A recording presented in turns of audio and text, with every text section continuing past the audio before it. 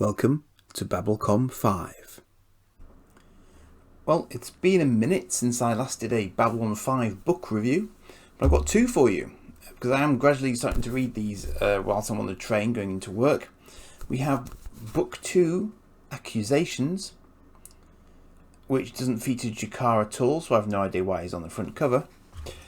And we have Book 3, Blood Oath, also known as the Shankar, of course, which features quite heavily in, I think, mainly Season 1, actually. But it does come up a couple of times then. And fair dues, it is referenced in here as well, in terms of those instances. So, the problem that these books have fundamentally is that because all of Babylon 5 is pre-planned, they can't really do anything to the main plot line. So no one is going to die in these books. And nothing that happens is going to have particularly lasting, impactful consequences, because unlike some of the books that come later, these first ones are not canon for the most part. So these are just kind of general tie-in books. So as a result, you don't really have to read them, to understand the full canon of the Babylon 5 universe. Some of them are legitimate, but they're the ones that are set outside of the 5-year run, whereas these are within the 5-year run of the series. So, they don't really cut the mustard in that sense. Book 2, Accusations. Dealing with an outbreak of hijacked shipments of tungsten ingots, Ivanova is caught by surprise when EA investigators accuse her of being in league with Ortega, then strip her of her command and threaten Security Chief Garibaldi as well. Now the once and future Babylon 5 loyalists must unravel a mystery of corruption and murder. Fail, and the price will be their careers or their lives.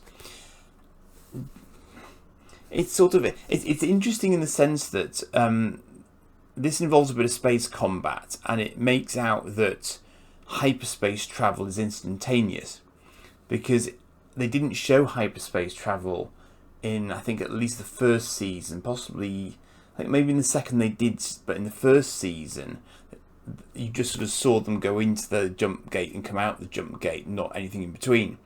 So this suggests that they just go in one end and get spat back out the other end almost instantaneously, and then the travelling begins once you get into normal space, whereas you actually have to travel in hyperspace as well, actually, but they might not have known this at the time this was written. So aside from that, the space combat is actually handled quite well as it goes. Difficult to tell you anything about these books, of course, without spoiling them, but basically there are murders. It's sort of, it's a criminal investigation. Garibaldi gets stuffed in a locker at one point. Ivanova is sort of disgraced and her career is in jeopardy, but she's still allowed to fly around in the Star Fury. And there are sort of implications in the sense that seniors in Earth Force are being deeply, deeply corrupt and no one is doing anything about it. Shocker. But it's really, really obvious that loads of people must be involved in this, and no one's reacting to the fact that someone's effectively taken over Babylon 5 security to try and cover all this up, and they're getting protected really high up back at home. And this is with Sheridan in charge rather than Sinclair. I think Sinclair did get a name drop, so at least it did kind of reference him having left. So there was that. But it's just it's quite a lot of Garibaldi, quite a lot of Ivanova, and that's kind of it. So, it's alright. It wasn't particularly my cup of tea. And it's all sort of set on the station, but it's alright as far as it goes. It's it's in the Babylon 5 universe. It's fine. This one I've just finished. This is quite interesting in the sense that most of it happens on Narn, and this is pre-Non getting hit by the Centauri again. And I think it says in the front of it, it's before the events of the Coming of Shadows. So this one was sort of quite interesting. It let me just see if I can find this page, which I really should have bookmarked. because I thought it was it's one of those sentences that's unintentionally hilarious. And I probably it wasn't that chapter after all. But basically, it involves Jakar and a bosom. It was just like one of those sentences I sort of read and thought, really, okay. But basically, it turns out that Jakar does have a wife, and he actually has to sort of go back to her, even though he hasn't seen her for ages, and has a certain ladies' man reputation back on Babylon 5, of course. But it's just sort of it's quite funny because it's basically Jakar fakes his own death to try and avoid a Shankar, and is found out fairly rapidly. But he's sort of running around Narn in disguise with sort of slightly different spots on his head to try and disguise the fact that a member of the Kari is not in fact dead, and people are attending his funeral, I think himself included, whilst he's still running around the place trying to find some way to dissuade this family from pursuing the Shankar. And it's actually a follow-on to the Shankar that was declared on him when the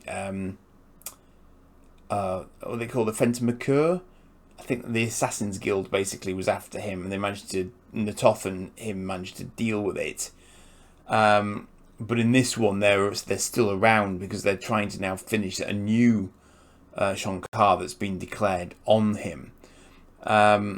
So it gives sort of detail on Narn and Narn's sort of culture and sort of a bit of Jakar's past history, which doesn't seem entirely out of keeping for him, actually, in fairness. So the whole sort of setup of it does make a certain amount of sense. But it has things like sort of the temperature varying a lot on Narn, and sort of the humans kind of struggling a bit because of Ivanova and Garibaldi, and a random bloke who at first I thought was the vicar from the episode where Kosh is recording Talia's thoughts and reactions. So I thought it was him from the description, but actually it isn't, I don't think. Could be wrong. But the thing that really annoyed me about this more than anything else was the proofreading. Every now and again you'd have them quoting the wrong character saying something. Character who wasn't even there was suddenly saying something, and then they weren't, and then there were typos, and it's like, did they not care enough just to run a basic proofreading service over it? It's just the sort of thing that really takes you out of the story when you sort of read that and think they're not what? It's just annoying.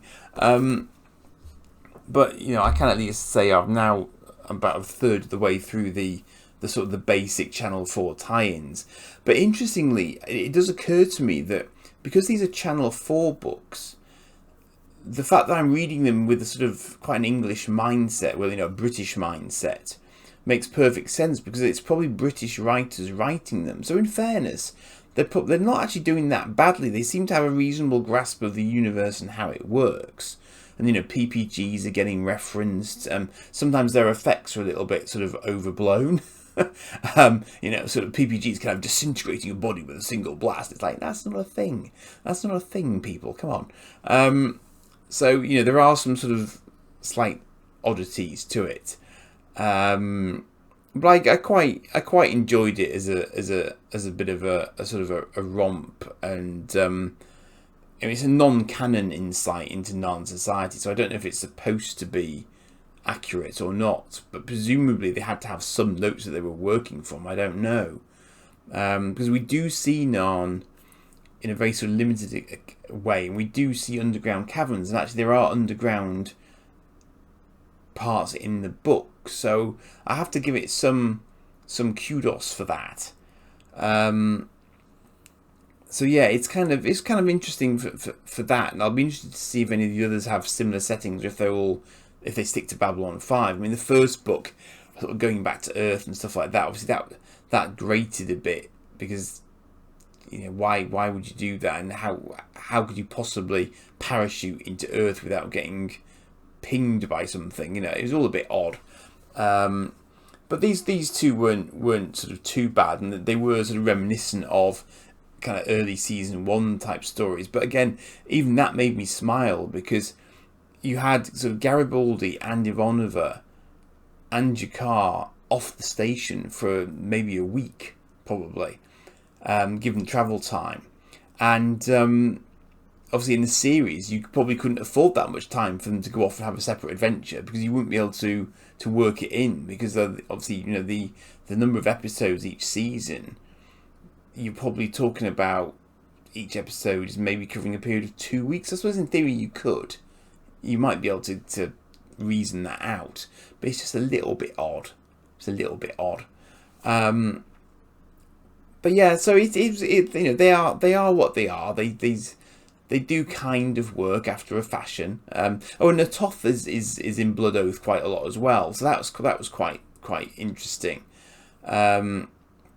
Because she's done Shankars of her own. She's given up Shankars of her own as well, at Jakar's behest.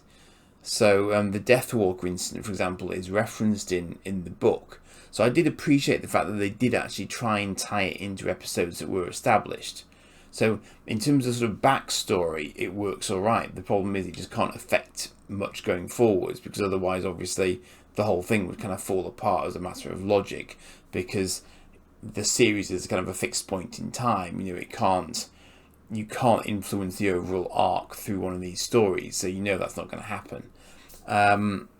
But other than that, you know, if you can sort of suspend that whilst you're reading it, it's fine as far as it goes. So I'll be interested to see how the quality holds up, because as I say, that third one was really annoying me with just the basic quality of the book being poor in terms of the proofreading and the little sort of minor glitches that you had to put up with as you were reading through it, which you shouldn't have to.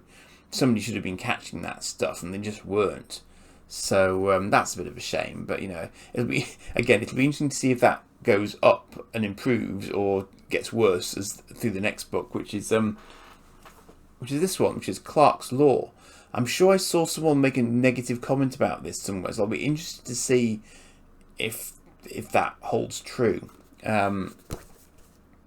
Looks like that's got interesting looking Sheridan and Ivanova and Garibaldi on the front. But they all seem to have Garibaldi and Ivanova on the front.